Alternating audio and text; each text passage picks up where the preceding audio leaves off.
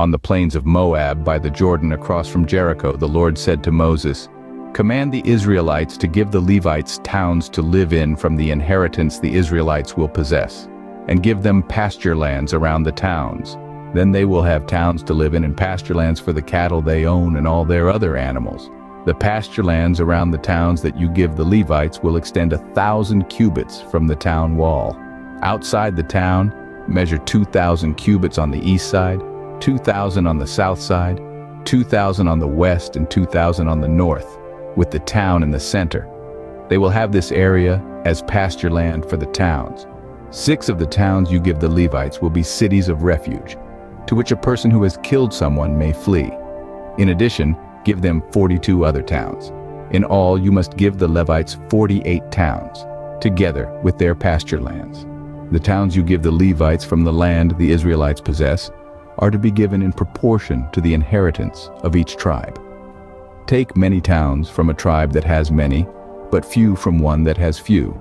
Then the Lord said to Moses, "Speak to the Israelites and say to them, when you cross the Jordan into Canaan, select some towns to be your cities of refuge, to which a person who has killed someone accidentally may flee. They will be places of refuge from the avenger, so that anyone accused of murder may not die before they stand trial before the assembly. These 6 towns you give will be your cities of refuge. Give 3 on this side of the Jordan and 3 in Canaan as cities of refuge. These 6 towns will be a place of refuge for Israelites and for foreigners residing among them, so that anyone who has killed another accidentally can flee there. If anyone strikes someone a fatal blow with an iron object, that person is a murderer. The murderer is to be put to death. Or if anyone is holding a stone and strikes someone a fatal blow with it, that person is a murderer. The murderer is to be put to death. Or if anyone is holding a wooden object and strikes someone a fatal blow with it, that person is a murderer. The murderer is to be put to death.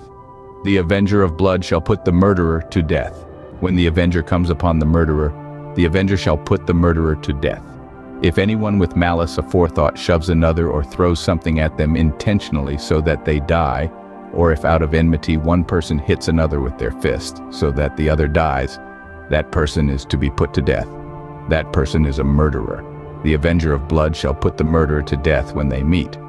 But if without enmity someone suddenly pushes another or throws something at them unintentionally, 23 or without seeing them, drops on them a stone heavy enough to kill them, and they die, then since that other person was not an enemy and no harm was intended, 24, the assembly must judge between the accused and the avenger of blood according to these regulations. 25. The assembly must protect the one accused of murder from the avenger of blood and send the accused back to the city of refuge to which they fled. The accused must stay there until the death of the high priest, who was anointed with the holy oil. 26.